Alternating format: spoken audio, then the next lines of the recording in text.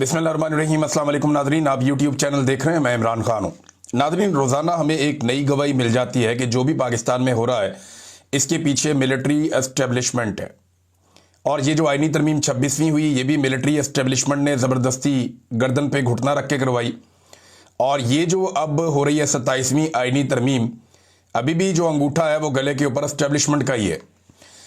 इसकी एक और मैं आपको सबूत देता हूं कि एस्टेब्लिशमेंट जब काम करती है तो फिर उसको 100% होना होता है उनके मुताबिक, यानी वो उन्होंने कर लेना होता है। चाहे पाकिस्तान का उसे जितना मर्जी नुकसान हो जाए, चाहे अवाम का जितना मर्जी नुकसान हो जाए, लेकिन उन्होंने कर देना होता है अपने ज़ाती मफाद के अंदर। 26वीं तरमीम भी कर ली, 27वीं भी अब तकरीबन हो गई है। मैं उसकी वजह आपको बताता हूं कि पहले से ही उसके ऊपर अमल दरामद शुरू हो गया है। अब ये एक ब्रेकिंग न्यूज़ है जो साकिब बशीर साहब ने दी है, कुछ और सहाफ़ी हैं उन्होंने भी दी है, और ये सब लोग जो है वो कोर्ट रिपोर्टिंग करते हैं, अदालतों में जाके कवरेज करते हैं। तो इन्होंने बताया जी कि ज़राए के मुताबिक मुमकिना 27वीं तरमीम के नतीजे में तश्कील होने वाली वफाकी आईनी अदालत, ये एक नई अदालत बनाने जा रहे हैं ना, जिसमें कोई 9 जजेस कहते हैं होंगे, और उसका चीफ जस्टिस भी 70 साल की उम्र के बाद रिटायर होगा। यानी जस्टिस अमीनुद्दीन साहब जो हैं वो उनके लिए लंबे रास्ते इन्होंने खोल दिए हैं, क्योंकि उन्होंने काम ही बड़ा कमाल करके दिया है। तो अब इसके अंदर ये बता रहे हैं जनाब के वफाकी आईनी अदालत की जगह का इंतखाब के काम शुरू हो गया है। आईनी अदालत शरीयत कोर्ट की जगह बनेगी, जबकि शरीयत कोर्ट इस्लामाबाद हाई कोर्ट के तीसरे फ्लोर पर मुंतकिल करने का इम्कान है। इस्लामाबाद हाई कोर्ट का तीसरा फ्लोर खाली कराने का काम जारी है। अब ये खबर जो है पाकिस्तान के डिफरेंट चैनल्स के ऊपर भी चल गई, तो आप अंदाजा करें कि अभी तरमीम हुई नहीं, यानी पहले पिंड बसिया नहीं तो चक्के पहले पै गए। इन्हें डाकू जो है वो पहले आ गए, अभी तो गांव में आबादी नहीं हुई, तरमीम बनी नहीं, हुई नहीं, लेकिन तरमीम की इतना यकीन है एस्टेब्लिशमेंट को कि अपने ये कर लेना है। ऐसे उन्होंने नंबर पूरे किए हुए हैं कि उन्हें पूरा यकीन है कि हम ये कर लेंगे। जो आर्मी चीफ को चाहिए हम उन्हें दे देंगे, जो जजों को चाहिए वो हम उन्हें दे देंगे। और ये जो निज़ाम लूला लंगड़ा हमने बनाया 17 सीटों के ऊपर अवाम के मैंडेट के खिलाफ, इसको घसीटने के लिए हम पूरे इकदाम कर लेंगे। अब जनाब इसके ऊपर पहले से ही अमलदरामद शुरू हो गया, और इसमें एक बड़ा इंटरेस्टिंग ट्वीट है जबरान इलियास साहब का, और उन्होंने बड़ा ज़बरदस्त इसको पोर्ट्रे किया। पाकिस्तान तहरीक इंसाफ का सोशल मीडिया चलाते हैं वो ये कहते हैं कि इमरान खान ने पूरे सिस्टम और आसिम मुनीर को इतनी बुरी तरह हराया कि हर वक्त वो खेल के रूल्स चेंज करने में लगे होते हैं। यानी इमरान खान ने इनकी माती मार दी है, इमरान खान ने इनका इतना बेड़ा गर्क कर दिया कि अब ये खेल के रूल्स तब्दील कर रहे हैं बार बार, कभी जोर जबरदस्ती से और कभी आईनी तरमीम से। इन सबको ये नहीं पता कि कुछ उसूल कुदरत के भी होते हैं, और इनके मुताबिक इमरान खान इन सबको मात दे चुका है अवाम की मदद से। अब वो लोग आगे जो कुछ भी करें, पहले अपनी मायूसी, महरूमी और नाकामी लोगों को दिखाएंगे, और फिर ताकत दिखाने के बावजूद और ज्यादा रुसवा होंगे, क्योंकि इससे कुछ हासिल नहीं होगा, उल्टा पाकिस्तान को नुकसान पहुंचेगा और लोग और शिद्दत से इनके खिलाफ हो जाएंगे। ये साइकिल 3 साल से चलाकर अपना दिवालिया निकाल लिया है इन्होंने। ये जो काम करते हैं, कल मैंने आपको बताया ना, चंद काम आपको बताए थे मैंने, 1-2 दर्जन काम बताए थे जो इन्होंने किए, कि बस ये आखिरी काम अगर हमने कर लिया ना, बस फिर सारा कुछ कंट्रोल में आ जाएगा। इमरान खान को किसी तरह जेल में डाल देना, सब ठीक हो जाएगा। ये जनाब इमरान रियाज को अगवा कर लेते हैं, गायब करके बंद कर देते हैं, सब ठीक हो जाएगा। ये जनाब अरशद शरीफ को कत्ल कर देते हैं, अरशद शरीफ पाकिस्तान से निकल गया, उसकी जिंदगी जीरन कर दी, वो कत्ल हो गया, अब सब ठीक हो जाएगा। पाकिस्तान का मीडिया कंट्रोल कर देते हैं, पीका ऑर्डिनेंस लाके ना इनका गला दबा देते हैं। जनाब हम ये काम करते हैं, ये चोरों डाकुओं को इकट्ठा करके सबको बैठा देते हैं, इक्तदार दे देते हैं, हम ये कर देते हैं, वो कर देते, सारे गलत। डोनाल्ड ट्रंप के जाके पांव पकड़ लेते हैं, उसकी तारीफों में जमीन आसमान के किलाबे मिला देते हैं, बूट पॉलिश करते हैं कमाल किस्म की जबान से। ये सारा कुछ करने के बाद भी इनको पता चलता है कि अब इन्हें कुछ और करना पड़ेगा। वो एक दरिया क्रॉस करते हैं तो अगला दरिया सामने आ जाता है, और वो पहले से ज्यादा कठिन होता है।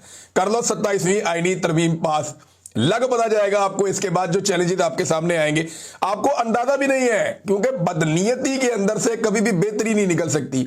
ये बदनीयत है, अपनी अपनी नौकरी, अपनी अपनी हुकूमत और अपने अपनी कुर्सी के चक्कर में, और इनको हमेशा ये याद रखना पड़ेगा जो अभी जबरान साहब ने कहा कि कुदरत का भी एक कानून होता है और उसका भी एक इंसाफ होता है, और वो इनको नजर आता है वक्त के साथ साथ।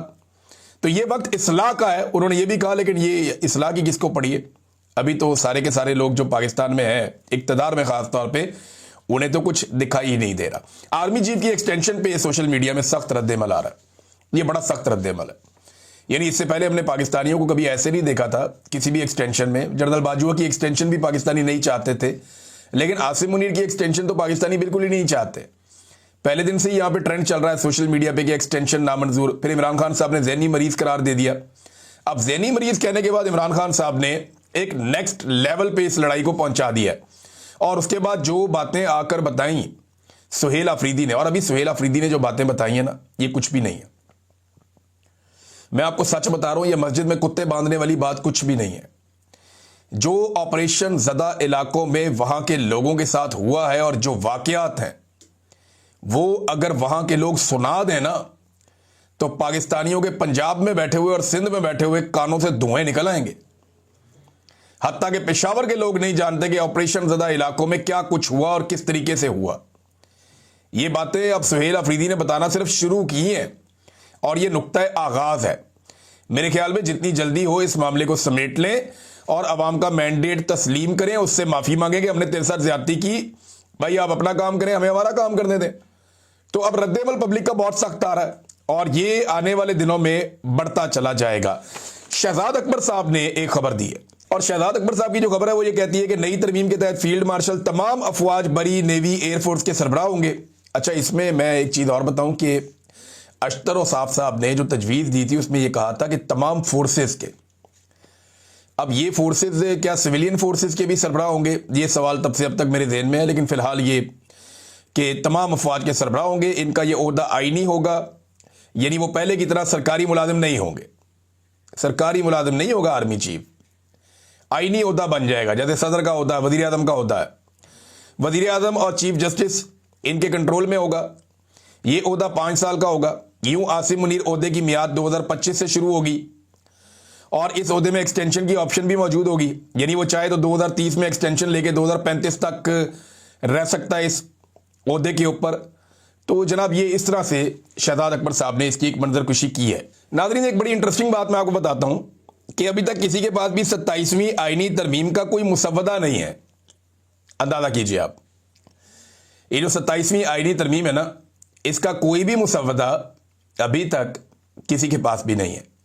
हुकूमत के लोगों से पूछो तो वो कहते हैं जी हमने तो बातें सुनी हैं, सिर्फ वज़रा से आप बात करें अगर आपका किसी से ताल्लुक है तो वो कहते हैं जी नहीं। आप अपोजिशन से पूछें, फजलुर रहमान से पूछें, फजलुर रहमान साहब तो अभी हुकूमत को कह रहे हैं जी मेरा बहुत बड़ा मुतालबा है।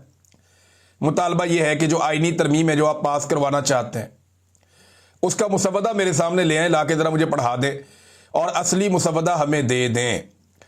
अंदाजा करें पाकिस्तान के अंदर एक आईनी तरमीम हो रही है और किसी को नहीं पता कि इसका एक्चुअल मुसव्वदा क्या है और इसके अंदर क्या लिखा है, और वो कौन सी चीज़ है आइन में जिसमें इस वक्त की मिलिट्री एस्टेब्लिशमेंट मौजूदा कठपुतली हुकूमत से तरमीम करवाना चाहती है। इसके बारे में कोई खबर बाहर नहीं आ रही, किसी को नहीं पता कि इस मुसव्वदे के अंदर है क्या या ये करवाना क्या चाह रहे हैं, किसी को कुछ पता नहीं है।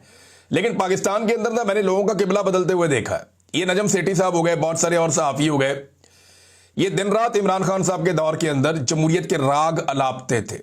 इमरान खान ने एक दिन कहा कि वो सख्ती करना चाहते हैं करप्शन के खिलाफ, जैसे चाइना की उन्होंने मिसाल दी, तो साथ ही इन सब ने रोना पिटना शुरू कर दिया।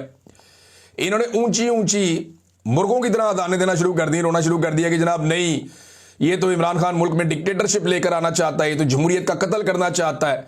और हमेशा ये कहते थे कि बदतरीन जमहूरियत भी बेहतरीन आमरीत से बहुत बेहतर होती है। इस किस्म की बातें कर करके इन्होंने कौम को जमहूरियत का चूरन बेचा बड़ा लंबा अरसा। और अब आप इनकी असल औकात चेक करें कि जिस वक्त इनको डंडा पड़ता है ना, या जिस वक्त इनके अपने मफादात के सामने कोई रुकावट आती है, तो ये अपने मफादात के लिए अपने नजरियात को कुर्बान कर देते हैं। मिसाल के तौर पे ये देखें नजम सेठी अब क्या कह रहे हैं, सारी दुनिया में जमहूरियत से रोमांस खत्म हो रहा हो। भाई पूरे यूरोप के अंदर जमहूरियत है, अमेरिका के अंदर जमहूरियत है। अभी अमेरिका में डोनाल्ड ट्रंप के खिलाफ उम्मीदवार जीत गया न्यूयॉर्क से, ममदानी। 2 दिन पहले उसको सारे मुबारकबादें दे रहे थे, अब कह रही पूरी दुनिया से जमहूरियत का रोमांस खत्म हो रहा है। अब सारी दुनिया चाइना की तरफ देख रही है, ऑस्ट्रेलिया में जमहूरियत है, न्यूजीलैंड में जमहूरियत है, जापान में, दुनिया के हर मुल्क में आप जहां चले जाएं, इंडिया इतना बड़ा मुल्क है, वहां पर जमहूरियत है। अफगानिस्तान की तरफ जमहूरियत मांग रहे हैं कि जनाब वहां पर अवामी हुकूमत होनी चाहिए। तो सारी दुनिया चाइना की तरफ देख रही है जहां 1 पार्टी सिस्टम है, हम भी उस तरफ देख रहे हैं। जमहूरियत में गरीब को कोई फायदा नहीं होता, अमीर को फायदा होता है। सारी दुनिया की डिक्टेटरशिप चाइना की तरफ देख रही है। अब नेशनल सिक्योरिटी एस्टेब्लिशमेंट इस मुल्क को आईनी तौर पर इस पार्लियामेंट की मोहर के साथ चलाएगी। अंदाजा करें नादरीन, बिल्कुल कैटेगोरिकली क्लियरली कह दिया उन्होंने कि ठीक है जनाब, उसको जस्टिफाई कर रहे हैं कि पाकिस्तान की मिलिट्री एस्टेब्लिशमेंट या सिक्योरिटी एस्टेब्लिशमेंट जो है वो पाकिस्तान को चलाएगी और स्टीयरिंग के ऊपर बैठाया हुआ होगा कठपुतलियों को। ये कठपुतली जो आजकल बैठे हुए हैं जिनके जरिए से आईनी तरमीम करवाई जा रही है। जब इमरान खान कोई सख्ती की बात करता था तो कहते थे डिक्टेटरशिप ले आया पाकिस्तान में, लेकिन अब आप हर दौर में ना नादरीन, हर डिक्टेटर को या हर फौजी ऑफिसर को या आर्मी चीफ को हर दौर में बड़े जबरदस्त नमूने मुयसर रहे हैं। हर दौर में बड़े जबरदस्त उनको तारीफें करने के लिए खुशामदी जो है वो मुयसर रहे हैं। मिसाल के तौर पे ये मौलाना अब्दुल रहमान अशरफी, बड़ा नाम है इनका, बहुत सारे इनके स्टूडेंट्स हैं, लेकिन इनसे मंसूब एक डॉक्यूमेंट जो है वो सोशल मीडिया पे गर्दिश कर रहा है। ये जामिया अशरफिया लाहौर के थे, मौलाना अब्दुल रहमान अशरफी, जैसे आजकल वो है ना मौलाना ताहिर अशरफी, इसी तरह मौलाना अब्दुल रहमान अशरफी, क्योंकि जामिया अशरफिया से इनका ताल्लुक था। तो उन्होंने लिखा था एक पेज, उसके ऊपर जो उसका मेन वर्क था उस पर लिखा हुआ था, साथ ज़ियाउल हक की तस्वीर बनी हुई थी और ज़ियाउल हक की तस्वीर में से चारों तरफ किरणें निकल रही थी, नूर की किरणें निकल रही थी। उस दौर में जितनी निकाली जा सकती थी उस तरह उन्होंने उस टेक्नोलॉजी के तहत निकाली, नूर की किरणें, जनरल ज़ियाउल हक का बीच में फोटो, बड़ा खूबसूरत, बड़ा वजी, और उसके ऊपर जनाब जो तहरीर लिखी हुई थी मौलाना अब्दुल रहमान अशरफी साहब से मंसूब, वो ये थी, जनरल साहब को सरकार दो आलम सल्लल्लाहु अलैहि वसल्लम की तरफ से कई सलाम पहुंचे, कई पैगाम आए। यानी इन्होंने दीन का मंजर मौलवियों ने हर दौर में डिक्टेटरों के सामने बेचा है। इन्होंने हर दौर में दीनी मामलात को, तसव्वुफ को और दीनी इस्लाहात को डिक्टेटरों के फायदों के लिए इस्तेमाल किया। आज भी कई लोग कहते हैं कि जनाब आसिम मुनीर साहब के बारे में बहुत सारी दीनी बातें करते हैं। आजकल ये काम जो है वो कर रहे हैं ज़्यादातर, क्या नाम है, अंसार अब्बासी साहब, कि जनाब बड़ी मजहबी शख्सियत है, कुरान पाक को जानते हैं, कुरान पाक की तालीमात पर अमल करते हैं, और जाके एक दफ़ा इसको चक्कर लगवाओ अंसार अब्बासी को, इनको लेकर जाओ और ले जाके दिखाओ कोट लखपत जेल में जो औरतें बंद हैं, उनसे पूछें कि कौन से कुरान पाक पे अमल दरामद हो रहा है।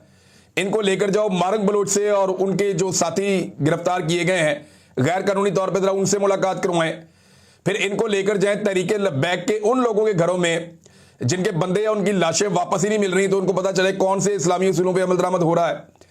तो अंसार अब्बासी साहब, आप जैसे लोग माजी में भी मुयस्सर थे फौजी अफसरान को और आजकल भी मुयस्सर हैं, तो कोई बड़ा फर्क नहीं आया ना आप लोगों के रवैयों में ना उनके रवैयों में, और इसकी वजह से पाकिस्तानी अवाम जो है वो हमेशा पिसती रही है। पाकिस्तानी अवाम जो है उसकी हालत खराब होती रही। कबायली अवाम को जंग के अलावा हमने दिया ही कुछ नहीं। यानी जब भी कबायली अवाम के बारे में बात होती है हम उन्हें सिर्फ जंग देते हैं और कुछ नहीं देते।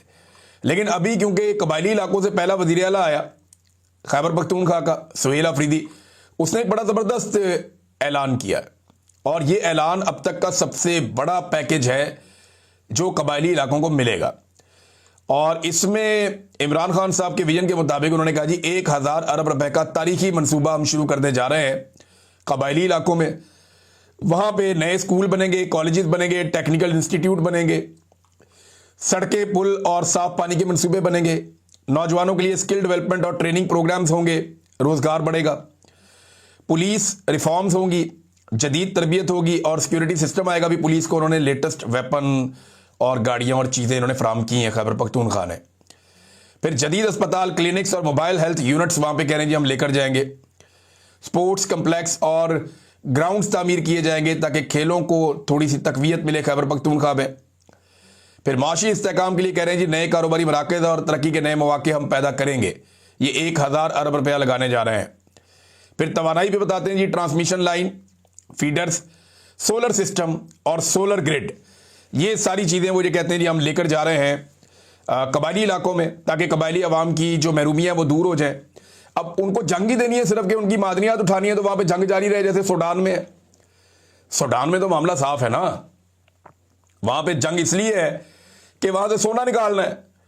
लेकिन दुनिया में जहाँ पे भी मादनियात होती है वहाँ लड़ाई हो जाती है। तरक्की याफ्ता ममालिक के अलावा पूरा अफ्रीका आप उठाकर देख लें, कॉन्गो से सोना निकालता था फ्रांस, और भी कई मुल्कों के लोग आते थे वहाँ से सोना निकालते थे, और ये बड़ा लंबा अरसा कई दहाइयों तक वहाँ से सोना निकालते रहे, ड्रिजेस लगा के बहुत बहुत बड़ी मिकदार में सोना वहाँ से लेकर गए। पूरा यूरोप अमीर हो गया इतना सोना लेकर गए वहाँ से कॉन्गो से। तो कॉन्गो में हमेशा एक ग्रुप दूसरे ग्रुप से लड़ता ही रहा है। जो सोने की गाड़ियां थी या ट्रक था जो उन्हें लेकर जाते थे, उनके रास्ते में कभी रुकावट नहीं आती थी। एक दूसरे को वो मारते थे, जानवरों की तरह उनको हथियार भी फराहम किए जाते थे। तो इसी तरह हर उस इलाके में जहां पे मादनियात होती हैं, बदअमनी पैदा की जाती है। जैसे बाई डिजाइन खैबर पख्तूनख्वा के कबायली इलाकों में बदअमनी पैदा की गई, लेकिन ये अच्छा कदम है जो उठाया जा रहा है। नाज़रीन, टीएलपी के हवाले से एक बड़ी खौफनाक इंफॉर्मेशन हमारे पास आई है। मैं उसे देख रहा था और हैरान हो रहा था कि ये क्या किया इन्होंने। एक वकील साहब सामने आए हैं और ये पहली आवाज़ है जो हमारे सामने आई है। और वकील साहब जो है, इनका नाम है एहसानुल्लाह आरिफ, ये बारिश वकील हैं। इन्होंने ये बताया कि अब तक 24 तहरीके लब्बैक के शोहदा की फैमिलियों ने इनसे रब्ता किया है अपनी लाशें लेने के हवाले से कि हमें हमारी लाशें मिलें। 24 लोग अब तक सिर्फ एक वकील से रब्ता कर चुके हैं। कई ऐसे होंगे जो डर के छुपे हुए हैं, बात ही नहीं कर रहे। कई ऐसे होंगे जिन्हें खामोशी से लाशें पहुंचा दी गई, ये बोलना नहीं वरना ऐसी तैसी फेर देंगे। घर के बाहर आप एक सिपाही बिठा दें तो गरीब आदमी तो बात ही नहीं कर सकता। तो ये नाज़रीन सूरत हाल है कि जो मारे गए हैं लोग मरीदके में, उनके 24 केसेस सिर्फ एक वकील के पास है। और वो बताता है कि सैयद हशमतुल्लाह और सैफुल्लाह के कातलों में इनकी फैमिली पर दबाव डाला जा रहा है कि आप ये बयान दे दें कि साद रिजवी और अनस रिजवी ने गोलियां मार के हमारे भाइयों को कत्ल किया है। और लवाहिकीन जितने भी हैं उनके घरों पे पुलिस जा रही है, लगातार उनको ज़हनी तौर पे टॉर्चर कर रही है, उनके ऊपर दबाव डाल रही है कि जैसे हम कहते हैं वैसे चलो, इसके अलावा कोई और रास्ता नहीं है। नाज़रीन, फजलुर रहमान साहब के साथ भी मोहसिन नकवी साहब ने गेम डाल दी है। और ख़बर यह है कि मोहसिन नकवी ने डीजी पासपोर्ट को हुक्म दिया, और ये खबर हमें फ़हीम अख्तर मलिक साहब दे रहे हैं कि मौलाना फजलुर रहमान साहब का जो पासपोर्ट है इसके ऊपर सार्क का स्टिकर नहीं लगाना है। बांग्लादेश आपने जाना होता है, सार्क का स्टिकर लगता है पासपोर्ट के ऊपर, इसके ऊपर कोई वो वीज़ा शीज़ा नहीं होता। तो जनाब स्टिकर नहीं लगा, पासपोर्ट वापस फजलुर रहमान साहब को मिल गया। और ये जो पार्लियामेंटेरियंस के वीज़े नहीं होते, इनको सार्क का स्टिकर लग जाता होता है। फजलुर रहमान साहब ने 11 नवंबर को जाना था, लेकिन क्योंकि आईनी तरमीम करवानी है, फजलुर रहमान का यहाँ होना ज़रूरी है। और याद सादिक से भी पूछा, याद सादिक ने जाके उनसे पूछा, रब्ता किया डीजी पासपोर्ट से, तो उसने कहा जी हमें मोहसिन नकवी ने कहा है कि सार्क स्टिकर इनके नहीं लगाए जा रहे। तो फजलुर रहमान साहब ने 11 नवंबर को जाना था। बहरहाल अब आईडी तरमीम करें और फिर उसके बाद फजलुर रहमान साहब जहाँ जाना चाहते हैं जाए। वैसे भी पाकिस्तानी तो पाकिस्तान छोड़ छोड़ के भाग रहे हैं, फजलुर रहमान साहब तो नहीं जाएंगे, उनका तो यहाँ पे बिजनेस बड़ा अच्छा है, पॉलिटिकल बिजनेस, लेकिन पाकिस्तानी जा रहे हैं। गुज़िश्ता 9 महीनों में दुबई में 54,000 नई कंपनियां आई हैं, 54,000, और इनमें दूसरे नंबर पे जो है वो पाकिस्तान है।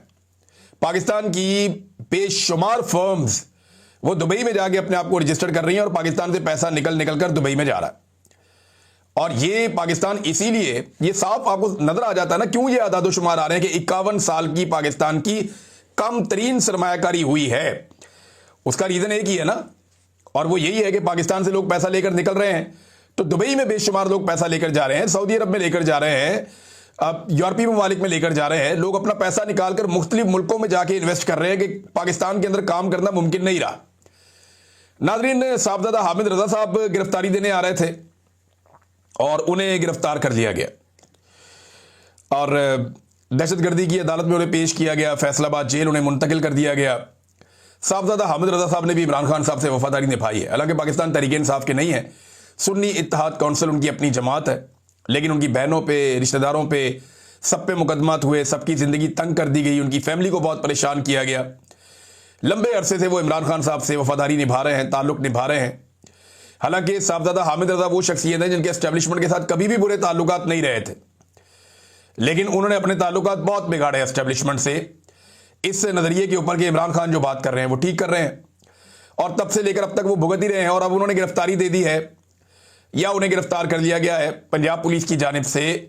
10 साल की सज़ा उन्हें पहले ही सुनाई जा चुकी है 9 मई के केसेस में। तो साहबजादा हामिद रजा साहब के लिए एक और इम्तिहान शुरू हो गया है। नाज़रीन, डोनाल्ड ट्रंप ने कहा कि जल्द अहम ममालिक अब्राहम अकॉर्ड का हिस्सा बनने वाले हैं। अब ये कौन से अहम ममालिक हैं, क्या इनमें पाकिस्तान शामिल है, ये बड़े सवाल आते हैं। आने वाले दिनों में हमें जवाब मिल जाएंगे। और भी खबरें आपको मैं नेक्स्ट वीलॉग में देता हूं। अब तक के लिए इतनी, अपना ख्याल रखिएगा, अपने चैनल का भी। अल्लाह हाफिज़।